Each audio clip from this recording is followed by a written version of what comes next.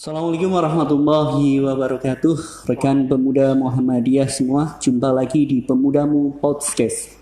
Podcast ini sebuah program terbaru dari pimpinan daerah Pemuda Muhammadiyah Kabupaten Tegal. Program yang akan membahas dakwah, keislaman, seni, budaya, ekonomi, politik, dan isu-isu terkini. Baik kawan-kawan sekalian, kali ini sudah di tengah-tengah kita Mas Arief Hidayat. Nah, kebetulan beliau adalah sebagai anggota bidang dakwah dan seni, anggota bidang dakwah dan kajian Islam sekaligus ketua pimpinan cabang Pemuda Muhammadiyah cabang Adiwarna. Ya, selamat malam Mas Arief, sehat? Selamat malam, assalamualaikum pemirsa. Alhamdulillah sehat. Ya, kawan-kawan sekalian, ya beliau baru-baru ini habis meluncurkan buku. Ya, kira-kira bisa diceritakan kepada kami, Mas Arief, terkait isi buku itu terkait apa? Ya, sebelumnya jadi isi buku itu terkait dengan tulisan-tulisan saya yang sempat dimuat di media massa. Judul buku itu Petuah Mubalik Pinggiran, mengangkat sisi-sisi mubalik Kabupaten Tegal yang selama ini berkiprah di pinggiran-pinggiran kabupaten, Mas. Jadi saya kira banyak hal menarik tentang sisi mubalik kita ini yang perlu diangkat, yang mana memang dalam buku itu sisi-sisi mubalik yang saya tulis itu menyangkut tentang berbagai macam aspek, ya, baik itu ekonomi ataupun budaya ataupun kajian keislaman secara.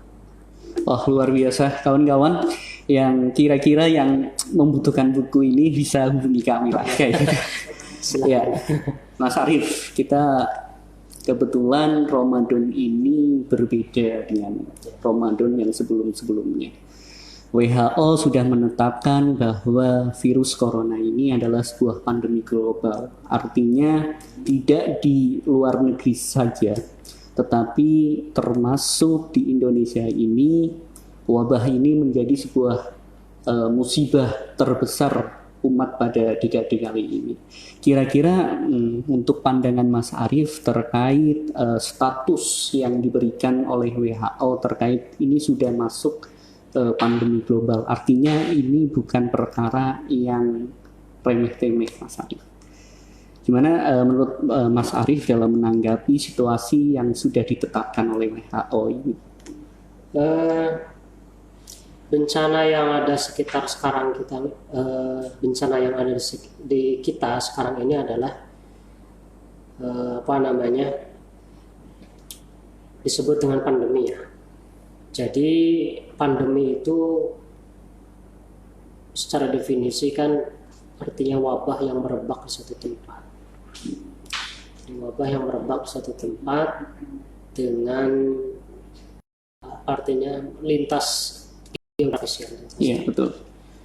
Nah, saya kira wabah ini peringatan sudah banyak dari berbagai kalangan, baik dari kalangan medis, ya, ataupun kalangan agamawan yang memang memberikan semacam peringatan untuk masyarakat, bagaimana masyarakat ini bisa lebih menjaga diri, protek diri agar bisa menghindari wabah.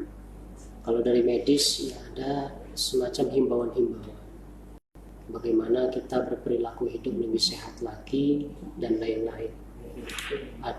Adapun dari agamawan itu sudah banyak semacam fatwa, himbauan, ya, yang disampaikan baik itu Majelis Ulama Indonesia ataupun melalui Majelis Tarjih PP Muhammadiyah atau yang lain, mungkin lembaga Basul Masail Nahdlatul Ulama, sama-sama menghimbau kepada masyarakat agar masyarakat itu semakin cerdas. Iya, betul, Mas. Masyarakat itu semakin cerdas. Ibadah itu bukan untuk ibadah itu kan intinya memanusiakan manusia. Jadi ibadah itu memanusiakan manusia. Ibadah itu bukan untuk egoisme. Mohon maaf, mungkin saya menyampaikan agak ekstrim. Artinya ibadah itu bukan untuk kepentingan pribadi, tapi bagaimana kita ibadah ya, itu bisa menyelamatkan orang lain. Intinya seperti itu. Ya, luar biasa. Gini Mas, keadaan Ramadan ini jelas di tengah-tengah pandemi. Artinya masyarakat kita yang terbiasa menyambut Ramadan ini dengan sukacita, dengan semangat yang luar biasa, tetapi kali ini masyarakat, terutama masyarakat Indonesia khususnya, terbatasi aktivitas Ramadan. Banyak sekali Mas sebenarnya terkait dengan tradisi-tradisi di bulan Ramadan yang sudah mengakar mendarah daging di lapisan masyarakat kita. Nah, kalau keutamaan Ramadan itu sendiri bagaimana Mas? Kayaknya masyarakat kita kalau datang Ramadan memang benar-benar menyambutnya dengan sebaik-baik sambutan. Kira-kira keutamaannya Ramadan itu seperti apa? Keutamaan Ramadan itu kan yang sudah jelas bagaimana yang kita pahami dari hadis Nabi, man shoma ramadhana imanan wa ihtisaban ghufira lahu ma taqaddama min dhanbi. Barang siapa yang berpuasa di bulan Ramadan atas dasar imanan wa ihtisaban, ingin memperoleh atas dasar iman dan ingin memperoleh ridho Allah Subhanahu wa taala, maka dia akan diampuni dosanya. Jadi ketika hadirnya bulan Ramadan di tengah-tengah kita, tentu kita harus bisa lebih protek lagi ya. Artinya lebih protek di sini sebetulnya lebih kita lebih melihat sisi Ramadan ini mana yang betul-betul ajaran, mana yang bagian dari tradisi. Maka saya pernah menulis tentang Ramadan ini, Mas. Saya menulis satu artikel yang ada di buku saya tadi, itu judulnya deposit, bukan bulan defisit. Artinya Ramadan ini sebetulnya ditinjau dari segi baik dari segi sisi ekonomi ataupun dari segi sisi religi. Ramadan ini sebetulnya waktu bagi kita untuk menabung sebanyak-banyaknya. Dari sisi religi sudah disampaikan bahwa Ramadan itu merupakan bulan penuh berkah, di dalamnya dilipat gandakan setiap amal kebaikan dan lain-lain. Artinya ketika kita melaksanakan kebaikan di bulan Ramadan itu pahalanya berlipat. Nah, begitupun dari sisi ekonomi, sebetulnya dengan hadirnya puasa itu kita lebih dididik lagi agar kita itu lebih hidup berperilaku sederhana. Jadi selama ini kan yang terjadi kebalikannya. Jadi saya tidak bermaksud menyampaikan ini, tidak bermaksud untuk mematikan pasaran para orang-orang yang berjualan di Ramadan, tidak. Itu. Tapi seenggaknya dengan hadirnya Ramadan ini, ada puasa ini mengajarkan kepada kita bagaimana kita itu berperilaku hidup sederhana. Sederhana di sini tentu bukan berarti miskin ya. Sederhana itu sesuai dengan situasi dan kondisi. Sederhana juga sesuai dengan sesuai dengan kemampuan gitu. Kalau dalam bahasa sufi itu dikenal dengan istilah zuhud gitu. Zuhud itu kan sederhana, sesuai dengan situasi dan kondisi, sesuai dengan kemampuan, menyesuaikan dengan keadaan. Itu adalah sederhana. Nah, yang terjadi di tengah-tengah kita, mohon maaf sekali lagi, dengan adanya Ramadan, ya nafsu kita, utamanya nafsu makan kita itu ya, untuk akhir-akhir menjelang matahari terbenam itu kok tidak terkontrol gitu. Harusnya kita itu menghabiskan 1 piring nasi, 2 piring nasi, ya kita akhirnya ya beli bakso ditumpuk, beli somai ditumpuk, beli dan lain-lain. Malah justru pengeluarannya semakin banyak. Dan di bulan Ramadan lah ya. Dan kita tidak perlu juga menuduh Ramadan itu sebagai biang dari inflasi yang meningkat, enggak. Tapi artinya manusianya yang tidak cerdas. Di bulan Ramadan ini biasa terjadi penarikan besar-besaran di lembaga keuangan. Iya. Ya Mas Arief, tantangan kita saat ini adalah Ramadan kita di tengah pandemi. Masyarakat kita terbiasa dengan ibadah-ibadah yang memang dianjurkan, salah satunya mereka bersemangat ketika datang ke masjid, datang ke kajian-kajian Islam di bulan Ramadan ini. Tetapi kita punya problem saat ini.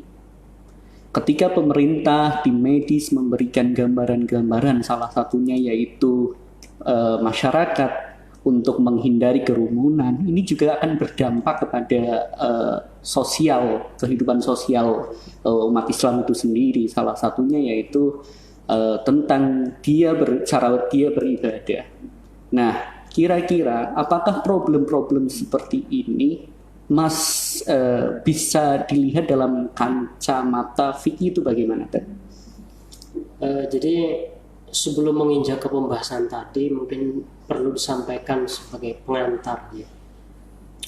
Jadi judulnya itu kan kalau tidak salah judul kita pada malam hari ini adalah Ramadan di tengah pandemi ya. Menurut tinjauan fikih kan gitu, bagaimana menyikapi Ramadan di suasana pandemi dan menurut tinjauan fikih. Di sini ada beberapa kata kunci. Pertama kata kunci Ramadan. Yang kedua kata kuncinya itu adalah pandemi, ya kondisi pandemi COVID-19. Yang ketiga kata kuncinya itu adalah fikih. Nah, mari kita mengurai sambil santai saja saya kira Mas. Mari kita mengurai satu persatu mengurai hal-hal tadi secara definisi. Pertama, Ramadan itu sendiri kan dipahami sebagai bulan yang istimewa. Ya.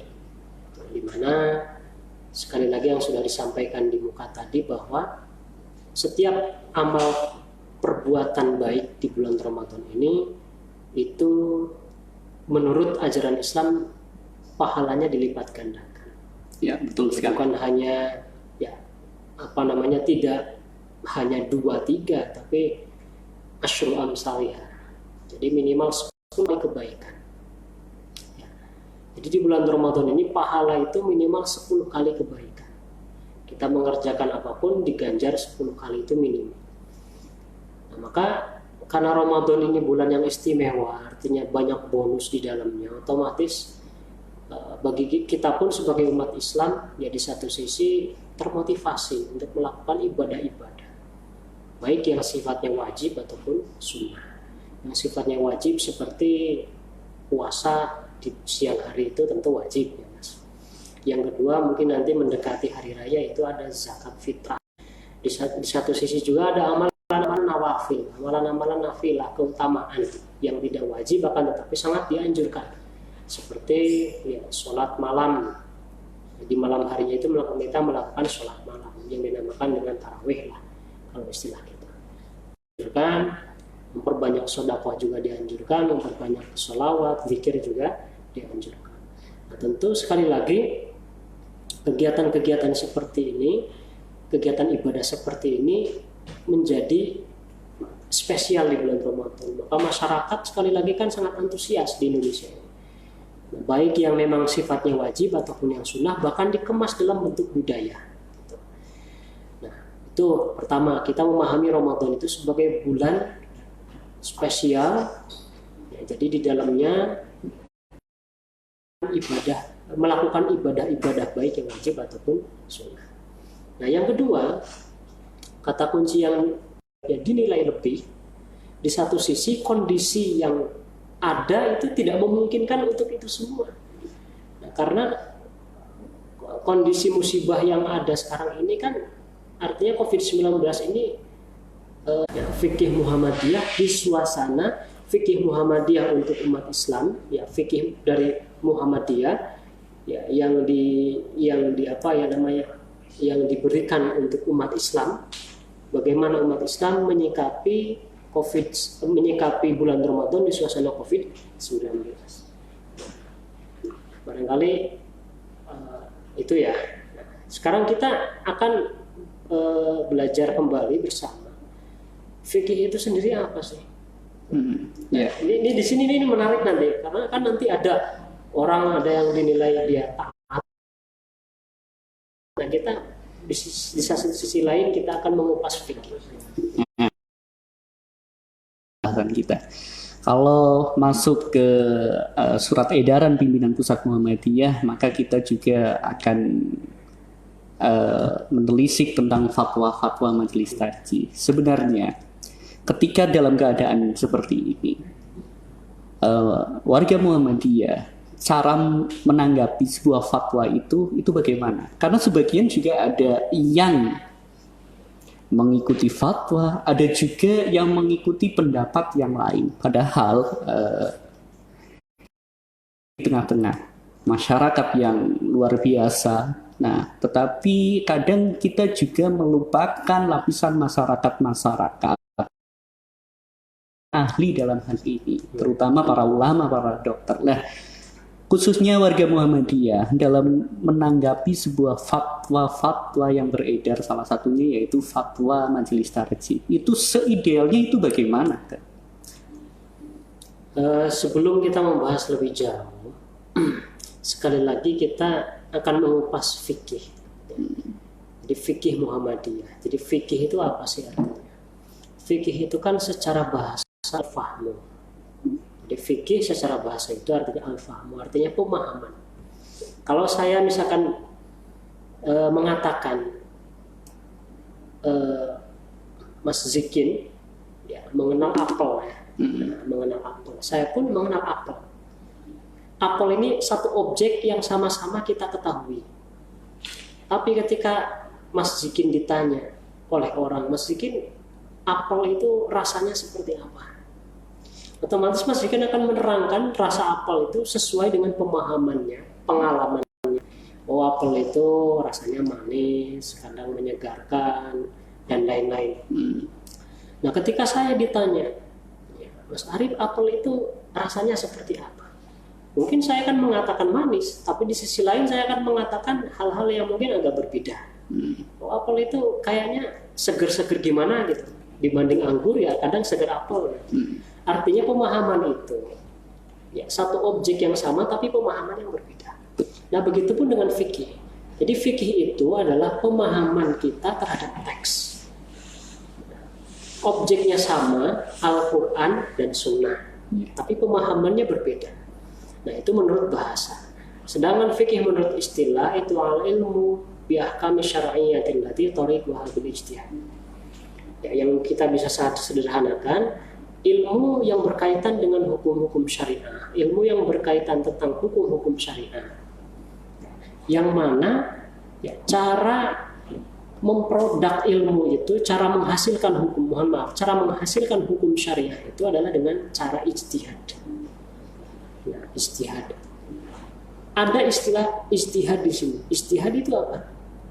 Ijtihad itu menurut definisi fikih yang memang sudah biasa dan dipelajari di berbagai pesantren, ya, ijtihad itu adalah badlul juhdi fi nail syar'iyyin bi tariqatil istinbat minal qur'ani was sunnah. Jadi mengerahkan segala kemampuan daya upaya yang dimiliki, kemampuan intelektual ya, untuk mengambil istinbat, mengambil intisari hukum dari Quran dan Sunnah. Jadi ijtihad itu proses untuk memeras, ya, bukan memeras dalam artian memalak, enggak, tapi diperas Quran dan Sunnah itu agar keluar intisari-intisarinya, produk-produk hukumnya, dan bisa mengakomodir perkembangan zaman. Nah, karena Al-Quran itu dan Sunnah itu kan bisa memberikan solusi sesuai dengan zamannya masing-masing. Nah, maka kembali lagi, kalau dari pembahasan tadi bisa kita tarik bahwa fikih itu ya utamanya sekarang kita kaitkan misalkan dengan fikih Muhammadiyah. Jadi fikih Muhammadiyah itu adalah cara pandang Muhammadiyah yang dituangkan dalam bentuk putusan-putusan hukum. Ya, cara pandang di sini ya cara pandang majelis tarjih bagaimana memutuskan hukum terkait dengan kondisi COVID-19, ya, bagaimana ibadah-ibadah di bulan Ramadan, sholat Jumat, sholat Id, sholat Taraweh, yang tadi kan ada kerumunan-kerumunan massa itu. Nah, itu bagaimana di sana cara pandang tarjih menyikapi ibadah-ibadah di bulan Ramadan. Itulah fikih. Nah, maka sekali lagi ada perbedaan Mas memang di masyarakat. Nah, kenapa di masyarakat ada perbedaan? Yang memang cara pandang yang tadi, walaupun sama-sama ya ormasnya di bawah naungan persyarikatan, akan tetapi kan ulama-ulama yang ada di persyarikatan pun kan latar belakangnya tidak sama. Itu yang pertama. Nah, yang kedua, ulama-ulama yang ada di persyarikatan pun khususnya yang ada di daerah ini menyikapi karena latar belakang yang berbeda, latar belakang pendidikan yang berbeda, pola pikir yang berbeda, pemahaman terhadap teks yang berbeda, memahami kondisi yang ada di lapangan juga berbeda. Ada yang ideologis, ya, sami'na wa ata'na terhadap putusan PP Muhammadiyah. Ada yang memang beristihad lain. Ada yang beristihad lain dalam artian selama bisa disiasati, ya kita jalankan apa adanya. Akhirnya ada sebagian kalau memang dari pusat sudah turun misalkan edaran Jumat diganti dengan sholat zuhur. Bukan ditiadakan loh ya. Ini salah memahami kadang.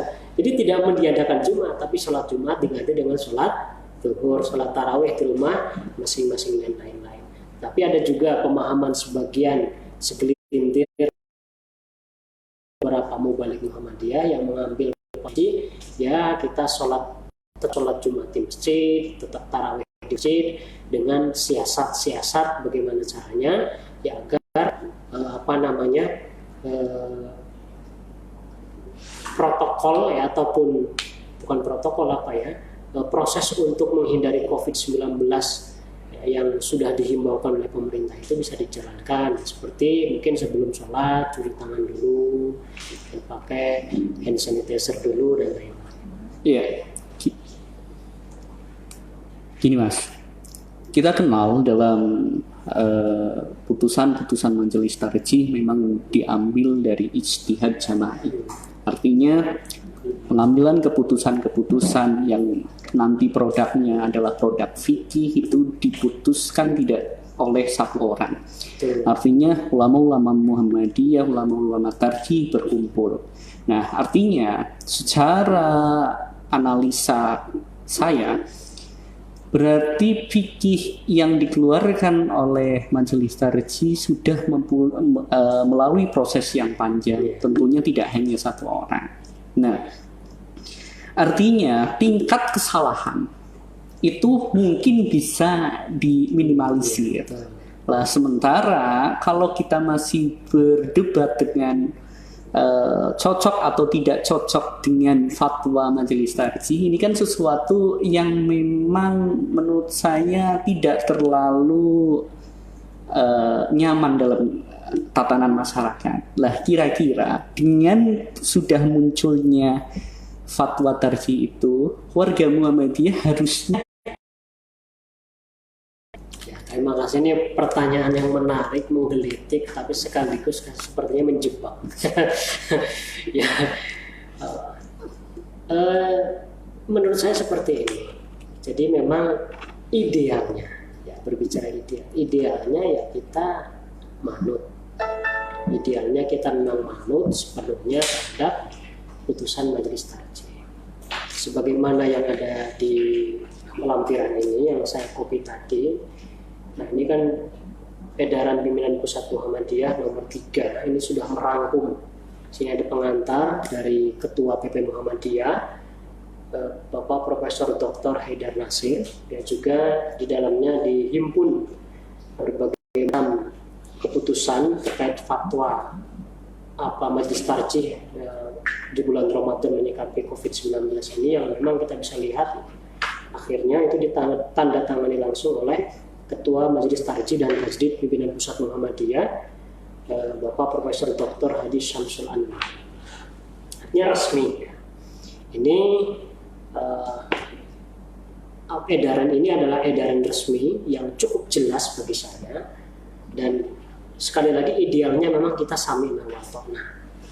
Karena sekali lagi yang tadi disampaikan oleh Mas Siging, bahwa ijtihad yang ada di Muhammadiyah ini jama'i, bukan ijtihad sendiri-sendiri. Jadi dari berbagai macam latar belakang, ya baik itu melibatkan medis, melibatkan ulamanya, melibatkan ahli gizi, melibatkan lain-lain, berkumpul dan memutuskan satu keputusan yang mana itu akan dijadikan pedoman oleh warga Muhammadiyah menyikapi melaksanakan bulan Ramadan di suasana COVID-19. Nah, sekali lagi berbicara ideal memang harusnya seperti itu. Ya. Kita memang harusnya samina wa ta'ah. Tapi sekali lagi memang di akar rumput itu, utamanya di tingkat masyarakat bawah, itu harus disadari, Mas. Ya. Pertama, memahamkan kembali tadi. Ya, Islam ini yasiru wa tu'asiru. Islam itu kan memudahkan dan tidak mempersulit. Ketika ada suasana wabah, ya maka ibadah itu disesuaikan dengan kondisi. Sebetulnya kita menjadi introspeksi diri bagi kita, bagaimana kita beribadah itu dengan cerdas. Kalau misalkan saya ke Semarang, ya berangkat ke Semarang, dan jadwal kereta di stasiun itu jam 5, jam 5 pagi, itu kan ada dulu waktu itu subuh itu bahkan jam 5 kurang 10. Nah, kalau kita beribadah secara cerdas, saya berusaha untuk menerapkan.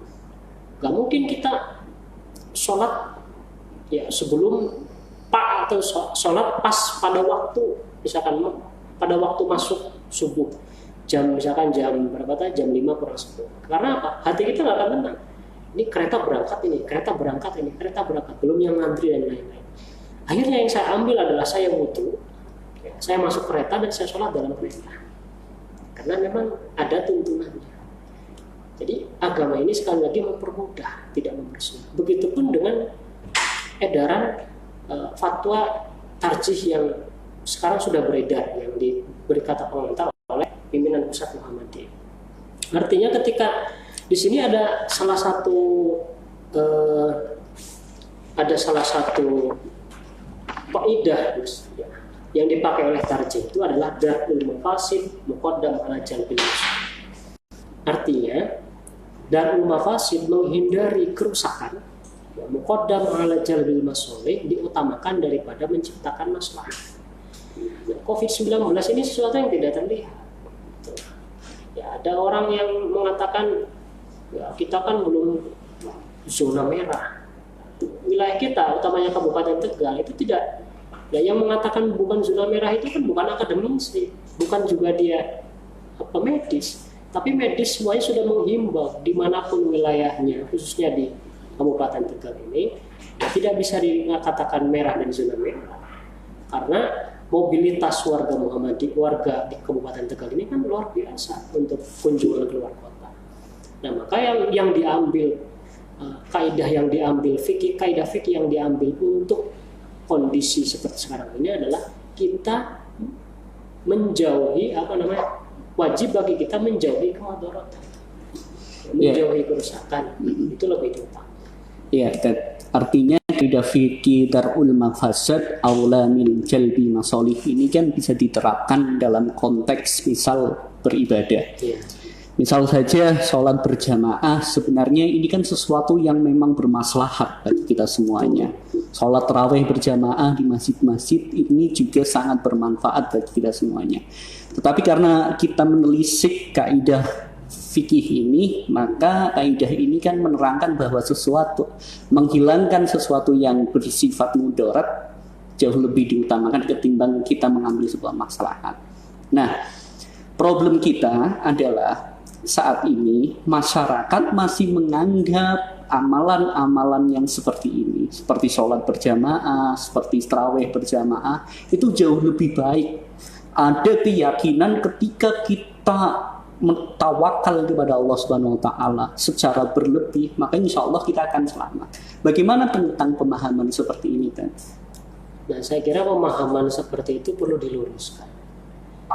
Jadi apa namanya, pemahaman seperti itu perlu diluruskan, karena sekali lagi agama ini mempermudah dan tidak mempersulit. Nah, saya teringat dulu ketika di pesantren, Mas. Jadi di pesantren itu dulu ketika saya ujian materi fikih, itu ada pertanyaan seperti ini. Kamu suatu hari dijadwal khutbah Jumat. Lalu pada hari H, ya, kamu berjalan ya, ataupun OTW ya, gitu, di perjalanan untuk menuju masjid. Tujuannya adalah khutbah Jumat. Di perjalanan lihat orang yang tabrakan. Yang tabrakan itu, yang kecelakaan itu bukan muslim. Ya, sehingga darahnya tercecer. Sekarang kasarannya kalau nggak ditolong waktu itu dia akan mati. Ada pertanyaan menarik. Pertanyaannya, lanjutkan khutbah Jumat, bukan peserta Jumat loh, bukan jamaah. Ya, lanjutkan khotib Jumat atau nolong orang itu tadi. Konsekuensinya kalau nolong orang itu tadi, Jumatannya bisa bubar karena khotibnya nggak ada. Nah, kalau memang orang itu ditolong loh, bukan orang muslim. Jawabannya ternyata yang diutamakan itu menolong orang yang kecelakaan tadi. Jumatannya mau bubar sekalipun nggak masalah. Kasarannya seperti itu. Karena apa? Menyelamatkan jiwa seorang manusia itu lebih diutamakan daripada khutbah. Artinya ibadah sosial dalam hal ini diutamakan daripada ibadah individu. Nah, maka kita harus memahamkan kepada masyarakat bahwa fikih yang harus diterapkan di bulan Ramadan tahun ini, di suasana COVID-19 tahun ini adalah fikih yang darurat. Ya, fikih yang darurat. Dan harus dipahami. Jadi kebanyakan masyarakat memahami kok Jumatan dihilangkan, bukan dihilangkan, diganti jadi sholat zuhur. Taraweh dihilangkan, tidak dihilangkan, dipindah tempatnya dari masjid ke rumah, kan seperti itu. Tadarusan barang dihilangkan, tadarusannya nggak dihilangkan, barang-barangnya yang diganti dengan individu di rumah. Saya kira pemahaman-pemahaman seperti itu yang harus selalu kita pahamkan kepada masyarakat luas. Ya, artinya dinul Islam ini memberikan posisi kemanusiaan itu jauh lebih besar ya. Ya, betul. Ya. Gini, Mas, tentang bagaimana kita memahami kondisi ini, karena kondisi ini saat ini memang dalam keadaan yang luar biasa, keadaan kita serba tidak pasti. Terakhir ini, seharusnya apa yang harus dilakukan Muslim dengan keadaan musibah yang seperti ini? Ya, pertama yang harus kita lakukan adalah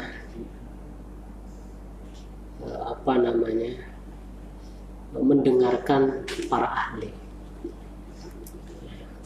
Jadi dalam pepatah bahasa Arab itu dikatakan, innal mu'allima wat tabiba kilahuma la yansuhani idahuma lam yukrama.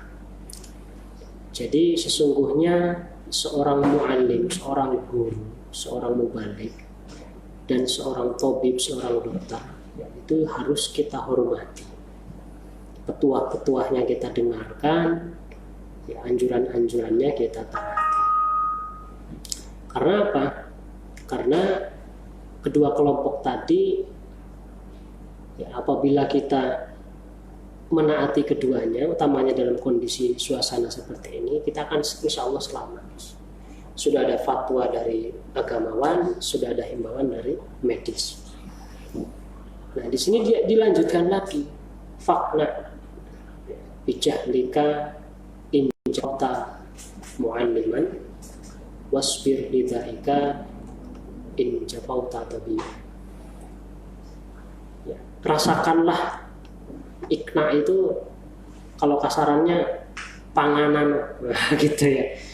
Ya, makan tuh kebodohan kalau kita menjauhi orang-orang. sabar wis. Ada musibah kalau kita tidak mendengarkan petunjuk medis. Jadi pertama sekali lagi yang harus kita lakukan adalah menaati himbauan, anjuran ataupun fatwa baik dari kalangan agamawan, ulama, ataupun yang kedua himbauan dari para medis, agar kita bisa menjalani hari-hari di suasana COVID-19 ini betul-betul dengan baik. Yang kedua tentu kita ikhtiar, ya, mendengarkan fatwa, mengikuti himbauan itu disertai dengan ikhtiar, bukan hanya mendengar.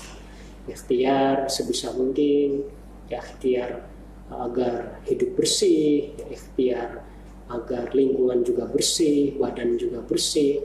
Dan selanjutnya adalah tetap ya kita juga ikhtiar dalam bentuk doa, ikhtiar dalam bentuk kalau bahasa yang lain mungkin aspek hablum minallahnya lebih ditingkatkan lagi, sehingga di samping ada usaha-usaha lahir, kita juga mempunyai usaha-usaha batin, usaha-usaha spiritual, yang mana sekali lagi kita sebagai muslim berkeyakinan bahwa wabah yang terjadi ini juga terjadi atas izin Allah Subhanahu wa taala. Ya, luar biasa kawan-kawan semuanya. Tanpa terasa kita sudah hampir 1 jam berdiskusi tentang fikih, berdiskusi tentang memang keadaan masyarakat dan sesuatu yang memang harus dilakukan oleh masyarakat di tengah-tengah masa-masa sulit ini. Kawan-kawan, luar biasa sekali saudara kita Mas Arif Hidayat, Ketua Pimpinan Cabang Pemuda Muhammadiyah Cabang Adi Werna, sekaligus anggota bidang dakwah dan kajian Islam.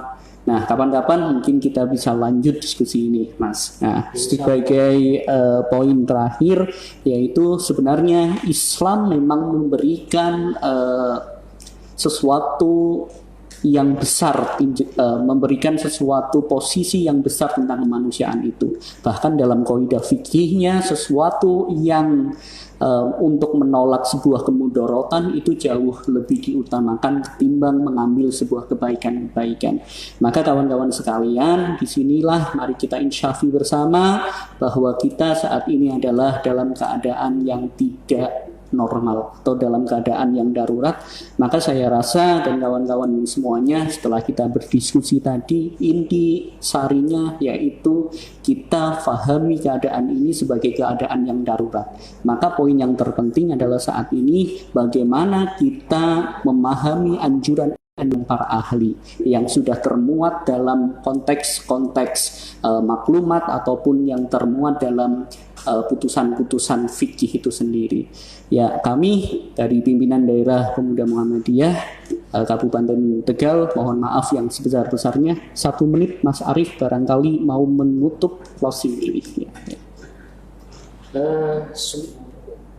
Untuk akhir kata saya hanya ingin menyampaikan bahwa marilah kita sebagai umat Islam itu beribadah secara cerdas. Ibadah secara cerdas sudah diajarkan oleh Rasulullah, bahwa sesungguhnya ibadah itu bisa menyesuaikan situasi dan kondisi. Tidak saklek yang kita bayangkan. Seperti sholat, kalau tidak bisa berdiri, ya duduk. Kalau tidak bisa duduk, berbaring. Kalau tidak bisa berbaring, dengan isyarat. Kalau tidak bisa dengan isyarat, ya disolatkan. Itu saja. Ya, luar biasa sekali. Demikianlah tadi kawan-kawan podcast pada malam hari ini membahas tentang Ramadan dan pandemi dalam konteks kacamata fikih. Saya akhiri, fastabiqul khairat. Assalamualaikum warahmatullahi wabarakatuh.